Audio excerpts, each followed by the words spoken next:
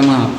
ಸದಾ ಸ್ಮರಣೀಯರಾದ ಬಸವಾದಿ ಶರಣರನ್ನು ಸ್ಮರಣೆ ಮಾಡಿಕೊಳ್ಳುತ್ತಾ ಬಸವ ಸ್ವರೂಪರಾದ ಪರಮ ಪೂಜ್ಯ ದೊಡ್ಡಪ್ಪನವರ ಪಾದಾರವಿಂದಗಳಲ್ಲಿ ಭಕ್ತಿ ಪುರಸರವಾಗಿ ಪರಮಟ್ಟು ತಮ್ಮೆಲ್ಲರಿಗೂ ಭಕ್ತಿಯ ಶರಣಾರ್ಥಿಗಳು. ಇವತ್ತು ನಮ್ಮ ಸುರಕ್ಷಾ ಸೇವಾ ಸಂಸ್ಥೆ ನಮ್ಮ ನಗರದಲ್ಲಿ ಒಂದು ವೃದ್ಧಾಶ್ರಮವನ್ನು ನಡೆಸ್ತಾ ಇದೆ. ಅನಾಥಾಶ್ರಮವನ್ನು ಭಾಳ ವ್ಯವಸ್ಥಿತವಾಗಿ ಮತ್ತು ಭಕ್ತಿಯಿಂದ ಕರುಣೆಯಿಂದ ನಡೆಸ್ತಾರೆ. ಆ ರುದ್ರದೆಲ್ಲ ಸೇರಿ ಹುಟ್ಟಹಬ್ಬ ಮಾಡ್ತಾರೆ. ಆ ರುದ್ರನ್ನೆಲ್ಲ ಕರ್ಕೊಂಡು ಜಾತ್ರೆಗೆ ಕರ್ಕೊಂಡು ಹೋಗ್ತಾರೆ ಮತ್ತು ಪ್ರವಾಸಕ್ಕೆ ಕರ್ಕೊಂಡು ಹೋಗ್ತಾರೆ.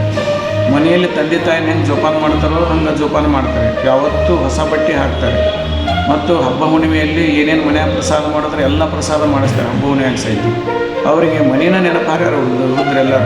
ನಾವು ಇಲ್ಲೇ ಇರ್ತೀವಪ್ಪ, ನಮ್ಮ ಮನೆ ಬೇಡ ಅಂತಾರೆ. ಅಷ್ಟು ಭಕ್ತಿಯಿಂದ ಪ್ರೀತಿಯಿಂದ ನೋಡ್ಕೊಳ್ತಕ್ಕಂಥ ಸಂಸ್ಥೆ ಸುರಕ್ಷಾ ಸೇವಾ ಸಂಸ್ಥೆ.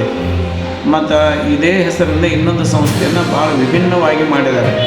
ಏನಂತಂದರೆ ಈಗ ಅತ್ಯಂತ ಕಷ್ಟದಲ್ಲಿರೋರು ಯಾರಂತಂದರೆ ವಿಕಲಚೇತನರು ಮತ್ತು ವಿಧವೆಯರು ಮತ್ತು ವಿಧುರರು ಮತ್ತು ವಿಚ್ಛೇದಿತರು.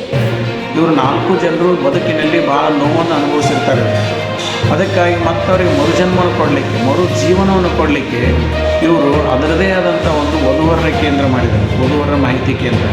ಕೇವಲ ವಧುವರ ಮಾಹಿತಿ ಕೇಂದ್ರ ಯಾರಿಗಿಲ್ಲ, ವಿಕಲಚೇತನರಿಗೆ, ವಿಚ್ಛೇದಿತರಿಗೆ, ವಿಧುರರಿಗೆ, ವಿಧವೆಯರಿಗೆ, ಈ 4 ವರ್ಗದ ಜನರಿಗೆ ಮಾತ್ರ ಈ ಮಾಹಿತಿ ಕೇಂದ್ರ ಮಾಡಿದ್ದಾರೆ. ಅಂದರೆ ಮತ್ತು ಹೊಸ ಜೀವನ ಕಟ್ಟಿಕೊಡೋಣ ಅಂತ ತಿಳ್ಕೊಂಡೆ.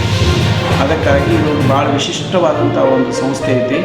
ಅದಕ್ಕೆ ನೀವೆಲ್ಲರೂ ವಿಕಲಚೇತನರು, ವಿಧವೆಯರು, ವಿಧವರು, ವಿಚ್ಛೇದಿತರು ತಮ್ಮ ಹೆಸರುಗಳನ್ನು ಈ ಸಂಸ್ಥೆಯಲ್ಲಿ ನೋಂದಾಯಿಸ್ರಿ.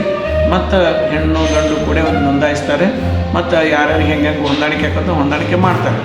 ಅದಕ್ಕೆ ಅವರವರ ಎಜುಕೇಷನ್ನು, ಅವರವರ ಏಜು ಹಿಂಗೆ ಮಾಡೋ ಪ್ರಕಾರ ಹೊಂದಿಸ್ತಾರೆ.